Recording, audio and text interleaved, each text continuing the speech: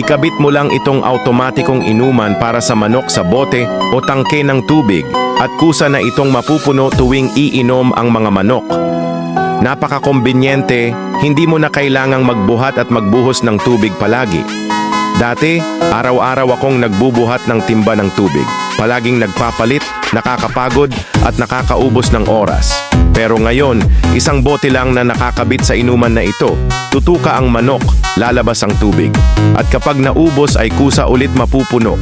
Laging malinis at sapat ang tubig. Ang pinakagusto ko ay hindi na natatapon ang tubig sa kulungan, hindi nabasa ang sahig gaya ng dati, kaya iwas amoy at iwas mikrobyo. Mas malusog at mabilis lumaki ang mga manok at mas magaan ang trabaho ko. Mura lang din ang presyo, madaling ikabit, kailangan mo lang ng bote o tangke ng tubig para magamit agad. Sa totoo lang, kung marami kang alagang manok at hindi mo pa ginagamit ito, sayang talaga.